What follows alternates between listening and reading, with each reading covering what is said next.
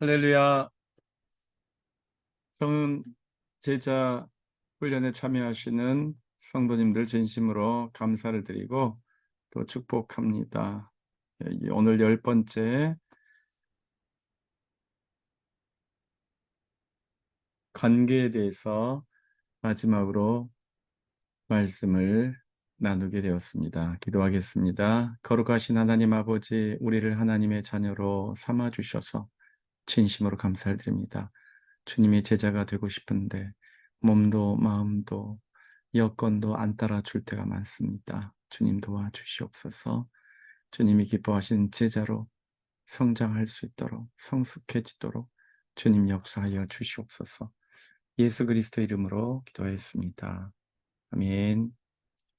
여러분, 우리는 관계를 이야기할 때 하나님과의 관계가 제일 우선입니다. 물론 우리의 관계는 예수님을 영접함으로 예수님과의 관계를 통해서 이 모든 것이 시작되었어요. 그래서 그것은 당연한 것인데 주님께서 우리에게 말씀하시기를 하나님과의 관계가 제일 중요하고 첫째에 간다고 말씀하셨기 때문에 마태복음 22장 37절에서 시작합니다. 내 마음을 다하고 목숨을 다하고 뜻을 다하여 주 너의 하나님을 사랑하라. 그래서 우리는 관계를 이야기할 때 하나님과의 관계가 제일 중요하고 하나님과의 관계는 사실은 모든 것을 다 걸어야 하는 관계입니다. 주님이 우리를 사랑하실 때 아가페의 사랑, 모든 것을 다 내건 사랑, 생명을 주신 사랑을 하셨거든요. 그런데 우리도 마음과 뜻과 정성과 목숨을 다하여 사랑하는 것이 마땅한 것입니다. 그런데 하나님을 사랑한다고 하는 것은 사랑에 있어서 가장 최고 수준의 사랑을 해야 하는 것 같습니다. 하나님을 사랑한다고 할 때 우리는 사랑하기 때문에 함부로 대하고 막대하고 편안하게 대하는 그 사랑이 아니라 사랑하기 때문에 더 조심스럽고 더 배려하고 더 존경하고 존중하는 그런 사랑을 해야 돼요. 그래서 저는 그것을 경외하는 사랑이라고 표현하고 싶습니다. 하나님을 사랑하더라도 하나님을 경외하는, 하나님을 경배하고 하나님께 순종하고 하나님을 높여드리는 일을 소홀히 하면 안 된다는 것입니다. 그리고 예수님께서 두 번째로 중요한 계명을 이웃을 사랑하라고 하셨어요. 근데 이웃은 어떻게 사랑한다고 하셨습니까? 사랑하라고 하셨습니까? 내 자신같이. 여러분, 하나님을 사랑하는 것과 이웃을 사랑하는 것의 차이가 이거예요. 하나님을 사랑할 때는 경외하며 사랑하는 거예요. 경외는 나보다 더 높여 사랑하면 되는 거예요. 근데 이웃은 나보다 더 높일 필요까지는 없어요. 떠받들면 안 돼요. 나처럼 사랑하면 돼요. 내 수준에서 사랑하면 돼요. 나 자신같이. 내가 얼마나 이기적입니까, 여러분? 그렇죠? 내 중심이잖아요. 세상의 중심은 나, 내 자식, 내 남편, 내 부모, 내 가문, 주로 나잖아요. 교회도 우리 교회, 내 교회. 예. 이게 중심적으로 돼 있잖아요. 근데 그게 나쁘다, 이런 말씀이 아니고, 그렇게 사랑하면 되는 거예요. 다른 사람을. 그것은 대단한 거죠. 예. 내가 내 것 챙기고, 내 가족 챙기는 것은 정상이고, 또 당연한 거고, 뭐 심해지면 뭐 이기적으로 할지 몰라도 그래도 당연한 거잖아요. 그렇지만 다른 사람을 나처럼 사랑하면 이건 어마어마한 겁니다. 예. 왜냐하면 보통 사람들은 다른 사람을 자기처럼 사랑 안 하거든요. 자기 사랑하는 것에 백분질, 만분질보다 더 못하게 여기는 것이 다른 사람 아닙니까? 그 사람이 특별히 뭐 홈리스다. 또 뭐 가진 게 별로 없다. 배운 게 별로 없다. 외모가 별로 없다. 그러면 더 심해지잖아요. 좀 있어 보이는 사람, 배운 사람, 또 뭔가 가진 게 많은 사람 같은 말인가요? 아무튼 인격이 됨됨이가 훌륭한 사람, 이런 사람은 그래도 조금 나아 보이지만 다른 사람들은 자신처럼 사랑할 생각조차 안 하죠. 예. 그래서 예수님이 하신 이 말씀, 이웃을 내 자신같이 사랑하라. 이것은 정말로 혁명적인 말씀이라고 생각합니다. 네. 여러분의 이웃은 누구입니까? 직장, 또 집 근처, 또 교회, 여러분이 자주 만나는 분은 이웃이에요. 예. 좀 그렇게 생각합니다. 그래서 이민자들은 특별히 이 레지던셜 커뮤니티, 살고 있는 그 동네만 가지고 이웃을 말하기가 뭐하잖아요. 그래서 커뮤니티가 이제 컬처럴 또 에트닉 커뮤니티가 있는 거니까 우리 한인 친구들 또 교회에서 함께하는 성도들 다 여러분의 이웃이죠. 또 직장에서 만나는 분들 여러분의 이웃입니다. 그래서 여러분 직장 상사나 직장 동료나 또 직장의 직원들, 내 밑에 있는 직원들, 그 사람들과 어떤 이해관계로 만나고 있는 것은 사실입니다만은 그럼에도 불구하고 자주 만나는 그들이 여러분의 이웃입니다. 안 그러면 이웃이 없잖아요, 여러분. 그들이 이웃입니다. 예, 그분들은 사랑의 대상이에요. 직장 상사가 좀 그렇습니다. 내 직장의 직원들이, 밑에 있는 직원들이 좀 그렇습니다. 그래도 먼저 사랑하십시오. 예, 일로 만나시고 또 이해관계로 서로 다른 관점이 있으실지라도 이웃은 먼저 사랑하는 겁니다. 네. 그래서 특별히 우리 교회 공동체, 신앙 공동체는 어떤 사람들로 모였다고요? 서로 사랑하는 사람들로 모인 줄로 믿습니다. 예수님께서 제자들을 그렇게 말씀하셨어요. 너희는 서로 사랑해라. 그래서 사랑의 공동체로 출발한 거예요, 교회는. 교회의 출발은 물론 예수님을 믿는 믿음의 공동체, 신앙의 공동체로 출발했지만 사랑으로 역사하는 믿음이 되어야 합니다. 사도 바울이 말씀하신 것처럼. 믿음이 사랑으로 승화되어야 된다고요. 그래서 신앙 공동체는 반드시 사랑의 공동체가 되어야 할 줄로 믿습니다. 우리 교회는 사랑이 넘친다고 저는 생각해요. 성도님들이 서로를 사랑하고 물론 그 사랑을 표현하는 방식은 조금 서로 다를 수 있어요. 어떤 분은 좀 더 미국화된 방식으로 앞에서 I love you 허그하고 막 그렇게 하시는 분도 계시지만 또 뭐 전통적인 한국 스타일대로 앞에서 아무 말 못해도 뭐 뒤에서 은근하게 내 마음으로 또 그렇게 사랑을 표현하는 분도 있고 그렇습니다. 예. 다 표현 방식은 다르지만 우리는 예수 그리스도의 사랑 안에서 서로 사랑하는 사랑의 공동체, 성은 가족인 줄로 믿습니다. 계속 서로 사랑하기를 원합니다. 여러분, 오늘 10번째 시간을 마감하면서 관계에 대해서 제가 고민을 해봤어요. 어, 처음에 왜 10번째 시간을 관계 주제로 보통 이 관계는 심리학 또 뭐 사회학 또는 인간관계 훈련 그럴 때 주로 등장을 하지 교회 교리에 교회에서 하는 훈련에서 따로 그렇게 이론적으로 많이 안 다루는 것 같습니다. 워크샵 실전에서는 많이 다루는데 이론적으로 별로 그 성경 공부 주제가 되어 있는 것 같지는 않아요. 근데 저는 이게 굉장히 중요하다고 생각했습니다. 왜냐하면은 이 관계가 모든 것을 연결하는 것이니까요. 하나님과 사람과 예수님과 또 신앙 공동체뿐만 아니라 불신자들 모든 이 존재들과 우리가 어떻게 연결돼 있어요? 그 관계가 연결되어 있는 그 관계가 다양하지 않습니까? 그 다양한 관계들에 대해서 신앙은 예수 그리스도 신앙은 요구하는 바가 있거든요. 결국 바꿔지라고 말씀하시는 거잖아요. 신앙은 우리에게 변화되라고, 성화되라고, 바뀌라고 명령하시는 거잖아요. 근데 사람이 바뀌었을 때 그것이 반드시 열매로 나타내야 할 영역이 바로 관계의 변화입니다. 관계가 변화돼야 돼요. 그래서 관계에 대해서 묵상을 했는데요. 관계를 한자로 찾아보니까, 한글로 찾아보니까 두 사람 또는 두 가지 이상 사물이 서로 관련을 맺는 것. 이렇게 설명이 되어 있더라고요. 관련이 뭡니까, 근데 여러분? 관련? 아니, 그냥 한자를 한자로 설명하면 또 우리는 또 다시 뒤져야 되잖아요. 그냥 한글로만 설명이 돼 있으면 모르는데. 그래서 관련이라는 한자를 찾아봤더니, 예, 서로, 예, 관계를 맺는 것, 뭐 이런 비슷한 또 그런 설명이 나오더라고요. 그래서 여러분 이 관련이란 말을 한자로 보니까 이해가 가요. 이게 관계 맺는다는 것이 관련된다, 관련을 맺는 건데요. 이 관련의 관자는 문 안에 실이 들어있는 것을 표현하고 있어요. 그 연자는 귀 옆에 실이 있어요. 그래서 이게 참 독특하다. 여러분, 관계를 맺는다는 게 뭐예요? 내가 옆집 문으로 들어가고 옆집 사람이 이웃이 내 집 문으로 들어오고, 예, 대문을 서로 들락날락하는 사이, 그게 관계가 있는 거예요. 우리 집에 아무도 찾아온 적이 없다. 그러면은 내 관계가 적다는 이야기예요. 예, 그렇잖아요, 여러분. 별로 어, 바람직하지 않죠. 외로운 삶이죠. 그렇지 않습니까?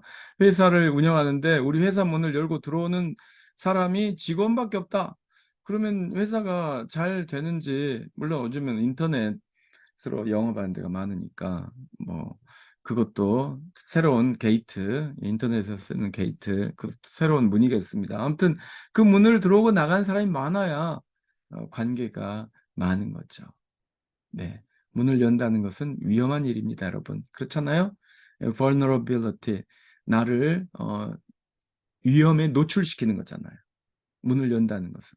하지만 문을 열어야 축복이 찾아오고 행복이 찾아오고 은혜가 찾아오고 하나님의 천사들이 찾아오고 하나님이 기뻐하시는 영혼들이 찾아오고 그렇지 않습니까? 그래서 관계를 어, 확장하기 위해서는 문을 여셔야 돼요. 마음 문을 여셔야 되고 가정 문을 여셔야 되고 예, 그렇습니다.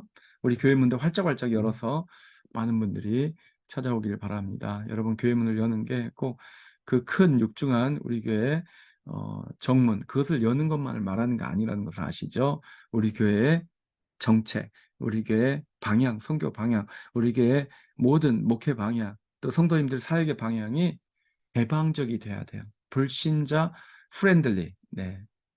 어, 세상에서 익숙한 사람들, 그분들이 편안하게 느낄 수 있도록 교회가 바뀌어줘야 돼요. 그것이 관계가 확장되는 비결입니다. 그리고 이 연자는 어떻게 돼 있다고요? 귀에 실이 있어요. 여러분, 저는 한자의 실사자는 복잡하게 얽히는 것을 뜻한다고 생각해요. 그 글자 자체가 그렇게 생겼잖아요. 실이 그냥 곧게 있는 것이 아니라 아니면 수직으로 이렇게 있는 거잖아. 정신없이 얽혀 있잖아요.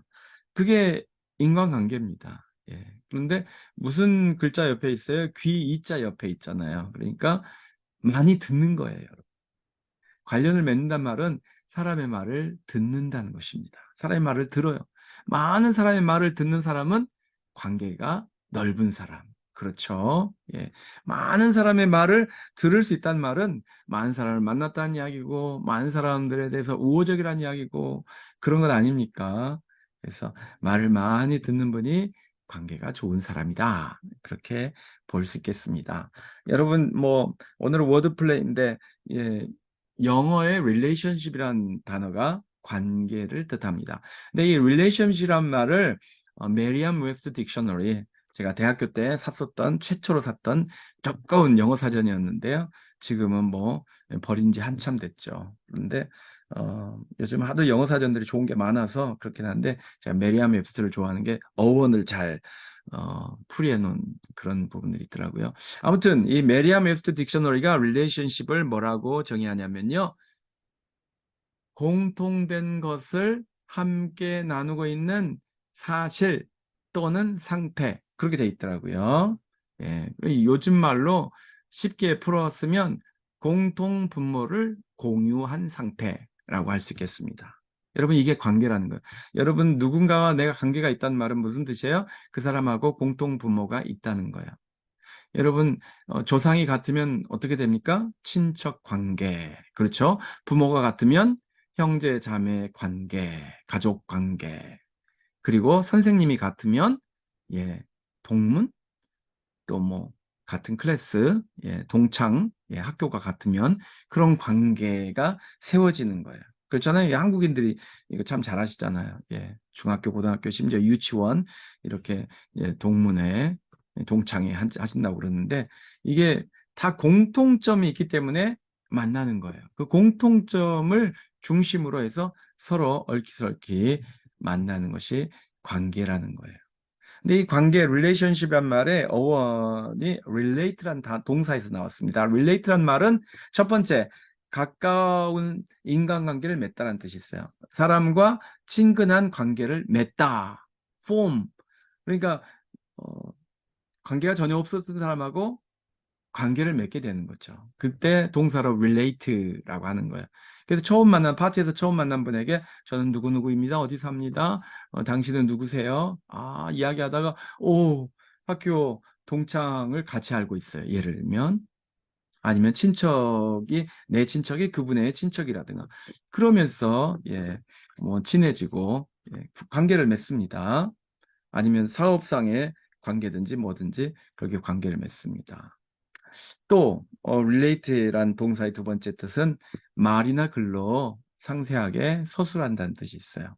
네, verbally or written으로 account하다, 설명하다 그런 게 있어요.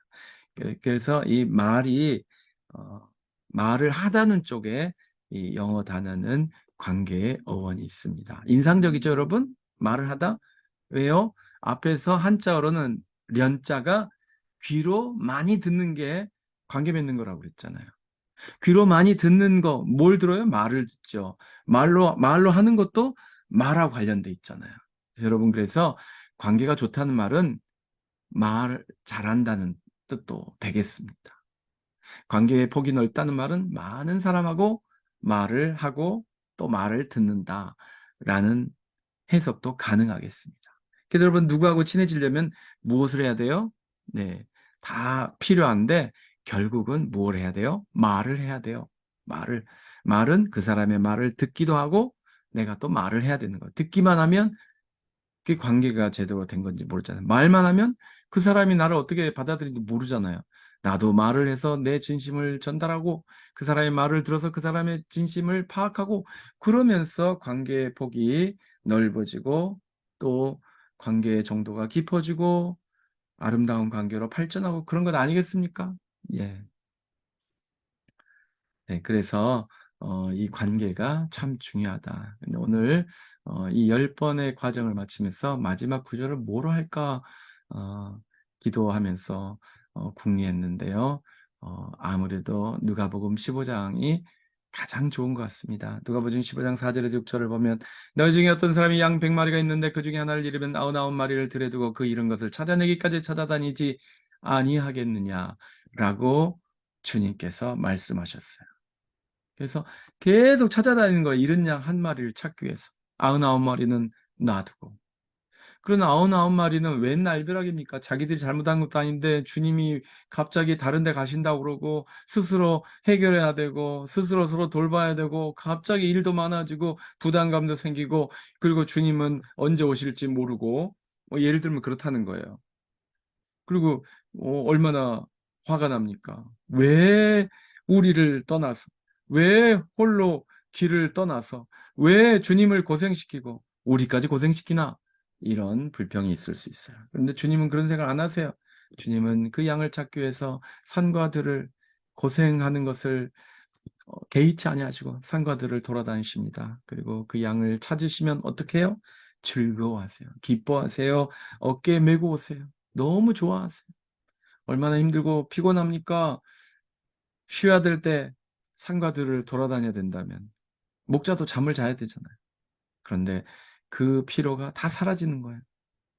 양을 찾았을 때. 그래서 어깨에 메고 집에 와서 또 그냥 안 있어요. 어떻게 하신다고요? 벗과 이웃을 불러 모으고 나와 함께 즐기자. 이런 양을 찾아냈다. 예. 저는 여러 번 말씀드린 것 같은데 제 경제학을 했어요. 대학 때. 경제학이 뭡니까, 여러분? 수지타산을 맞춰야 되잖아요. 그러니까 이 이른 양 한 마리가 나가서 발생한 비용이 이게 만만치 않단 말이에요. 그렇죠? 주님께서 그 많은 시간을 들여서 이 양을 찾으러 다녀야 했잖아요.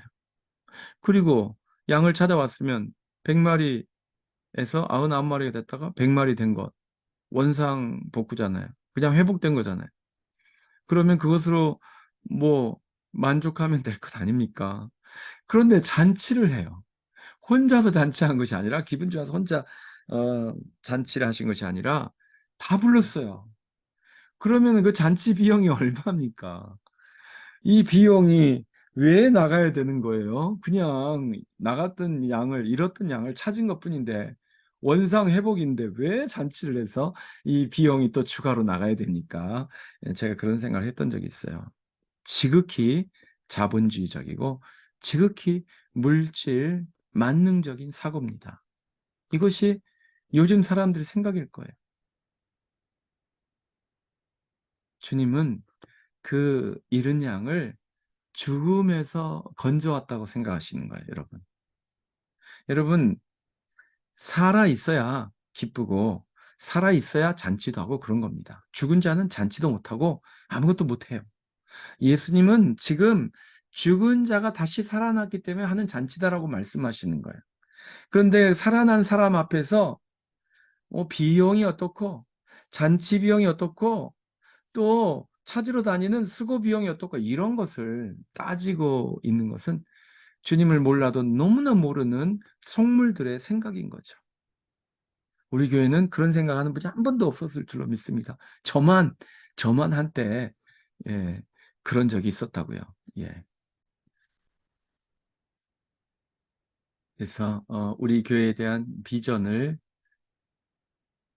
나누고 싶습니다. 제자훈련 10번의 과정을 마치면서 우리 교회가 꿈꾸는, 우리 교회가 바라보아야 할 창립 40주년을 넘어서 이제 새롭게 이 교회가 추구해야 할 공동체 비전이 있다면 이 관계의 지경이 넓어지는 공동체가 되기를 원합니다.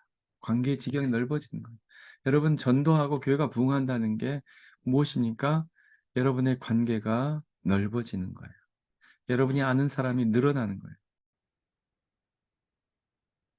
사랑하는 성도 여러분, 하나님이 기뻐하시는 공동체는 관계가 회복되는 영혼들로 가득 찬 교회입니다.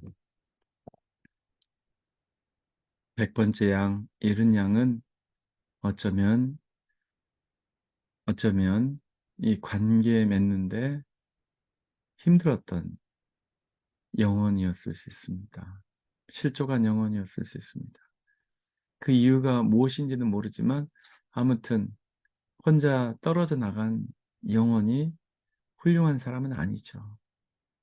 하지만 주님은 그가 훌륭한가 훌륭하지 않은가 그것을 따지지 않습니다. 그가 살아있는가, 그가 죽지 않기 위해서, 그를 죽음으로부터 끄집어내오기 위해서 쉬지 않으신 것입니다. 그래서 영혼을 살릴 때, 한 영혼을 살릴 때 주님은 그것을 기뻐하시고 남은 99마리의 양도 주님의 기쁨에 동참할 때 그 공동체가 진짜로 아름다운 온전한 공동체가 되는 줄로 믿습니다. 주님은 잃은 양을 찾기 위해서 뛰어다니는데 나머지 양 떼는 그 양을 위하여 기도하지 않고 또 주님의 그 잃은 양을 찾기 위한 노력을 기뻐하지 않고 그렇다면 그것은 99마리의 잃은 양들로 가득 찬